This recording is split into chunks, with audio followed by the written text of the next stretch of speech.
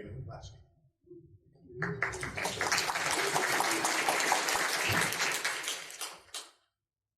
Wow, there's sure a lot of folks here. Reminds me of September 15th, 1896, 129 years ago, when 40,000 people gathered outside of Waco to watch two locomotives intentionally ram into each other. The boilers exploded, injuring many, many people. This goes to show that whatever the era, impending train wrecks always attract a crowd. I suppose introductions are in order. I am your Armadillocon 47 Toastmaster for the evening, Jayme Lynn Blaschke.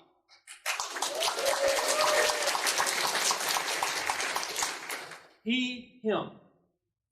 Yeah, surprise, right? I don't understand why so many people get bent out of shape about pronouns. Johnny Cash once sang, "Life ain't easy for a boy named Sue." But try growing up in 1970s rural Texas with the Bionic Woman starring Jamie Summers on TV every weekend. And your name is Jayme Lynn. I sure could have used me some pronouns back then. I will try and keep my remarks short. When Jonathan first extended the Toastmaster invitation, I wasn't sure if I was the right choice. I asked him what was required of me. Jonathan said, "Can you be funny for 20 minutes?" I answered, "Well, people tend to laugh at me a lot." Jonathan said, "Close enough." My first Armadillocon came way back in 1991. That was Armadillocon 13. Emma Bull was Toastmistress that year. It's okay to be jealous.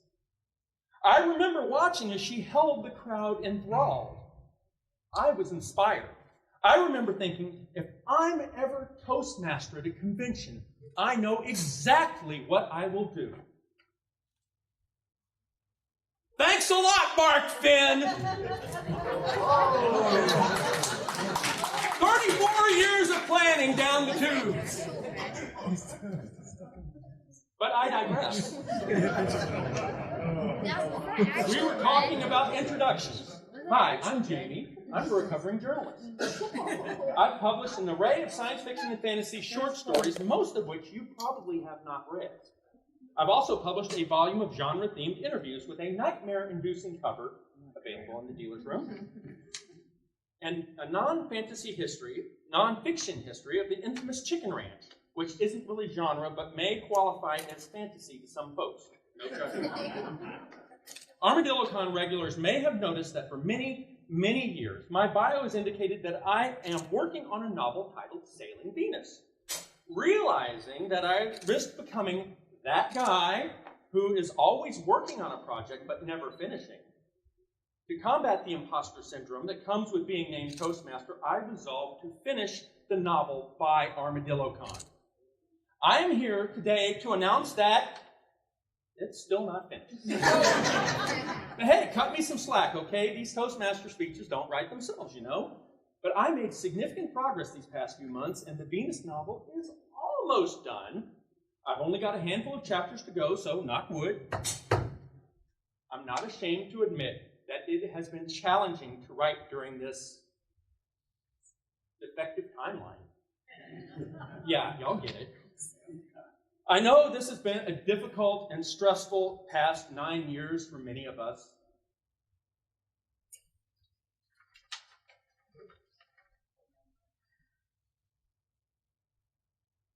I know this has been a difficult and stressful past 9 months for many of us, but look around.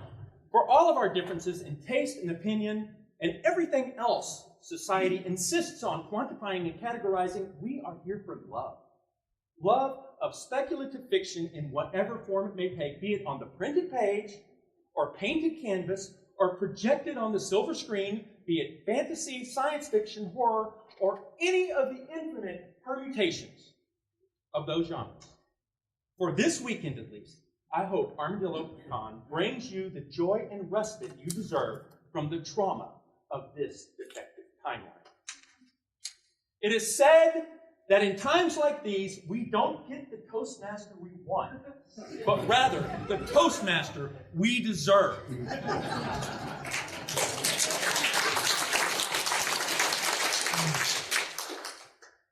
I am so sorry. Let's talk about the writer guest of honor, shall we? Samantha Mills. Howdy, Samantha. Hello. Nice to meet you.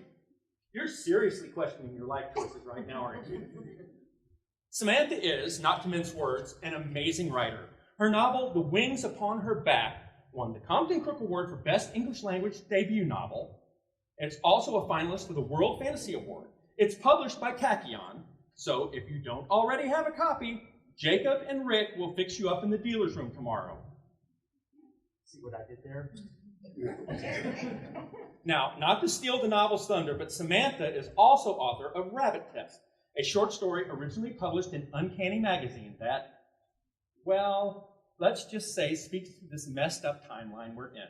The story won the Nebula Award, the Locust Award, the Theodore Sturgeon Memorial Award, and most impressively, unwon the Hugo Award.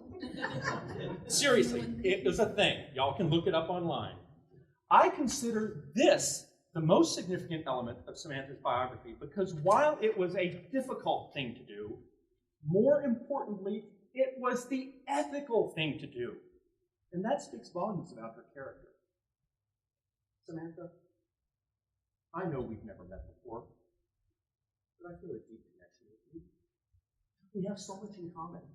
You've won a Nebula Award and unwon a Hugo Award, and I myself have actually voted for a Nebula Award and a Hugo Award. It's like the twins, right? Sorry, we were having a moment. Where was I? Oh, defective timeline, right. As fans, we may feel isolated and alone once we depart Armadillocon for what we lovingly call the mundane world. But we need not feel that way, friends, for I have lived most of my life with multiple feet in the mundane world, and I am here to tell you that they are not so different from ourselves. No, it's true. They have conventions of their own. I know it sounds crazy, but I have seen them. Take my Chicken Ranch book, for example. I have attended the Texas State Historical Association's annual conference, which may sound highfalutin, but I can assure you it is just another name for convention. They have discussion panels. They have featured speakers. They have a dealer's room, although it only has history books in it and nothing near as cool as pop culture t-shirts and giant plush bacteria. They also drink in the bar after hours, but honestly, they're total lightweights compared to you folks. Which brings us to special guest of honor, P. Djèlí Clark.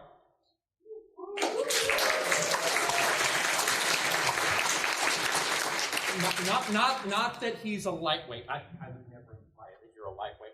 Stop putting words in my mouth. Okay. Djèlí spent his early years in Trinidad and Tobago and lived in Houston as a teenager before attending Texas State University, where he earned both his bachelor's and master's degrees. So technically, that makes him a local. So, how about that podcast? They really took it to UTSA this weekend, huh? Are you one of those SWT Forever types? Yep. Yeah, okay, that's cool. We can work with that. Djèlí earned his doctorate in history from Stony Brook University and is now on the faculty at the University of Connecticut, where he teaches history. Seriously, man, not a lightweight. That is not about you. I'm serious. I swear. More importantly, he's the author of amazing fiction, including the short story The Secret Lives of the 9 Negro Teeth of George Washington, which, holy moly, is worth it for that amazing title alone. I mean, spoiler alert, George Washington never had wooden teeth. He's also the author of A Master of Gin, which may be found in the dealer's room, I might add. He's won multiple Locus Awards, Ignite Awards, 3 Nebula Awards. Djèlí, I know we've never met before. I feel a deep connection We have so much in common. We both spent significant portions of our life in San Marcos, Texas State. You've won a Nebula Award, and I've voted for Nebula Awards. It's almost like we're twins, right? Yeah. Oh, we were having a moment, sorry. Many of you know my wife, Lisa. When our children were younger, she was heavily involved in La Lychee League and a tireless advocate of nursing mothers everywhere. I think my wife is seriously questioning her life choices right now. Guess what? La Lychee League has conventions. Just like science fiction fans, they have panel discussions, they have guest speakers, they have dealers' rooms, although the vendors are mostly focused on nutrition, child rearing, and nursing materials. Oh, another difference is the volume of exposed breasts.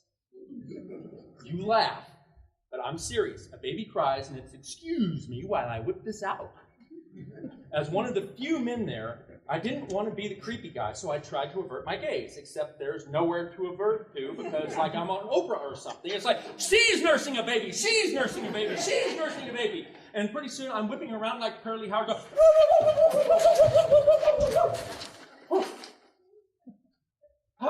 not conspicuous at all. Fortunately, one desensitizes fairly quickly. After that, it's pass the lanolin? Sure, ma'am, here you go. The nursing mother's got that joke. I swear, the stupidest thing about this defective timeline is the over-sexualization of women's breasts. This is a hill I will die upon. And you know who else is a devoted mother? Artist guest of honor, Austin's own Sara Felix.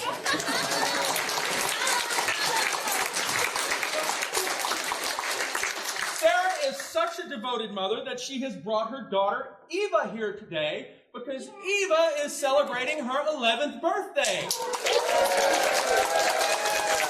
So we cannot let this go unremarked upon without singing happy birthday to Eva. So let's go, everybody, okay? 1, 2, 3. Happy birthday to you.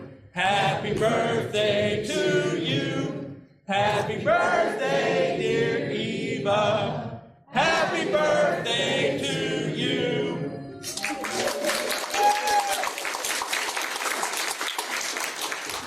Y'all didn't know y'all were going to be in a musical tonight. I have watched in amazement over the years as Sara has grown to become a widely respected talent in the art field. She has designed or co-designed 2 Hugo Award bases and 5 Lodestar Awards. She's known for creating a dazzling array of tiaras. She shares for her Tiara Tuesdays on social media. She is currently president of the Association of Science Fiction and Fantasy Artists and recently won a Hugo Award of her own.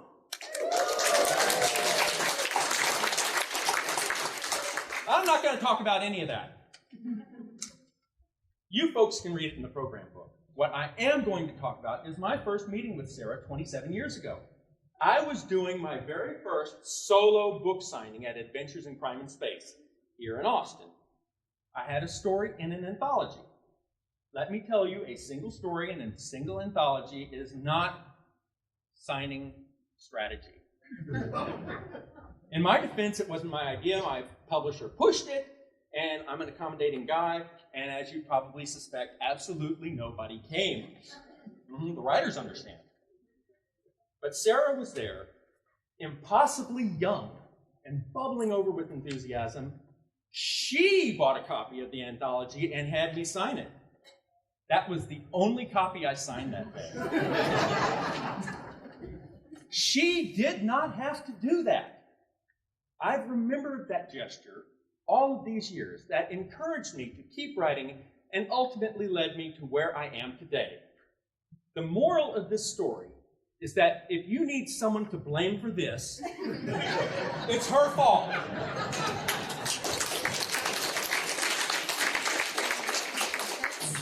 I think Sara and I had our moment 27 years ago. Many of you know that my wife is a professional photographer of no small talent. Her photos of me on the convention website and program book are testament to that. What would you say if I told you that photographers also have conventions? They do! Like Worldcon, the biggest one moves around from city to city every year. Each incarnation takes on a different identity. There's another held in Las Vegas annually, so I guess that makes it more like DragonCon. They have featured speakers and panel discussions in dealer's room with incredibly nifty cameras and lenses that cost thousands of dollars just to look at. Suffice to say, I don't buy much at photography convention dealer's rooms. You know where I do buy much? At comic shops and game shops. That's where fan guest of honor, Brad Bankston, comes in.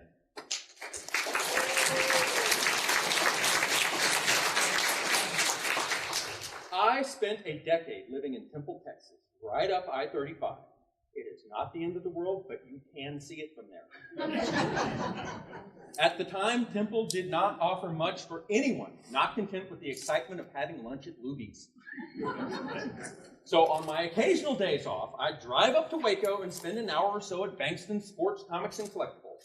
If I was feeling particularly adventurous, I might drive south all the way to Austin, where I'd inevitably end up at Austin Books and Comics. In both instances, I'd return home with a significantly leaner bank account, but plenty of reading material to get me through the next month. I had no idea Brad had a stake in both places. Over the years, I probably covered a few of your car payments. You're welcome. Brad, we've never met before. I feel a deep connection to you. We have so much in common. You sold comics. I bought comics. I visited different comic shops. But it turns out it was you. You all along. We were having a moment of time. Those who follow me online know that in recent years, I have developed an affinity for tiki culture. Rum, aloha shirts, Martin Denny, all of that. What can I say? Some folks having a midlife crisis buy a sports car. Others build home tiki bars.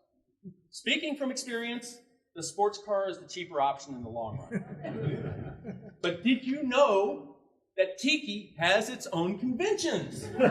It does! And these are massive blowouts with thousands in attendance, sprawling dealers' rooms, live bands performing 24/7, guest speakers and seminars that sell out within minutes of going on sale. Get this, they have competitive room parties.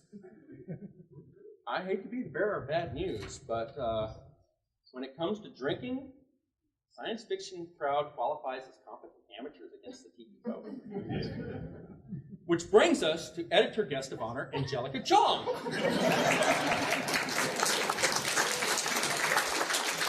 who is not a competent amateur. She's the complete opposite. That wasn't about her promise. Stop putting words in my mouth! Angelica is editor at Forbes Books. The authors she works with include Fonda Lee, Tessa Gratton, H.C. Perry, and Megan Brennan. So, yeah, that's a ridiculous amount of talent by any measure. Now, Angelica and I have never met before, but we do have an acquaintance in common, Sean Federa, who oversees contracts at HarperCollins. Yeah, wait, Sean was my first boss in publishing. Sean offered the following unsolicited when he learned I'd be sharing the stage. She was my contracts assistant at Macmillan, and I encouraged her to pursue her passion for editing. She is amazing. Contracts lost is the industry's game. Can I get all the aspiring writers here with us this evening to stand up? Everyone who's in the writer's workshop aspiring, come on, you know who you are. Come on, stand up. Okay, okay, great, wonderful. Okay, now all the published authors, stand up. If you've had, anything published, back and forth. Okay, good. Angelica, these are your people. I'm serious. You play your cards right, you don't have to buy a single drink all weekend. Seriously. Y'all can sit down now. Angelica, I feel it. I think you're feeling something too. We have so much in common. You buy manuscripts, and I just happen to have a manuscript that's all manuscripts. It's like we're destined for each other. I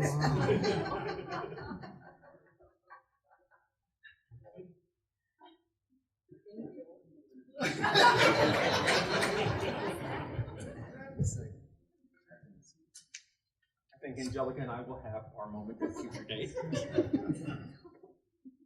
Before I wrap up this future confession to an unfortunate therapist, I would like for everyone here to take a moment and pull out your smartphones and open your web browser if you're able. Not a joke, not a gag, I'm serious. Don't worry, this isn't Alamo Drafthouse. We're not going to throw you out for violating the rule. Okay, now you got it out? Okay, now in your browser, type in fact.org. This will take you to the website of the Fandom Association of Central Texas, the organization that puts on Armadillocon each year. First thing, subscribe to their newsletter. That's a given. But if you can, please consider purchasing a membership to FACT. The member dues help keep this organization financially healthy and able to put on Armadillocon every year. In this defective timeline, that has become increasingly difficult for fan-run conventions to do. We've all seen beloved Texas conventions like Con DFW and ApolloCon fall by the wayside and close up shop because of economic pressures. And AggieCon, well, I'm not even going to pretend I know what's going on with AggieCon. But Armadillocon has always been among the best of them, and I hope to see it run for another 47 years.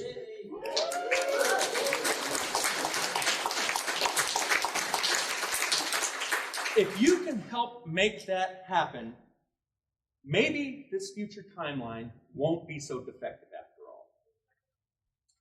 As an apology of sorts for taking up the past hour of your life that you will never get back, my wife and I, Lisa, are hosting a room party tomorrow night at 9:30. There will be flyers everywhere. We're on the 3rd floor. You can't miss us. Okay? So now, as I cut you free to descend upon the bar and prove me wrong about tiki folk being better drinkers, I ask one thing. Be kind to each other. When you venture out into the mundane world after Armadillocon and this weekend fades into a distant memory, continue to be kind to those you meet, regardless of whether they deserve it. If I have said anything tonight worth remembering, it's that we are all more alike than not. And the only way to make this defective timeline bearable is through unapologetic kindness.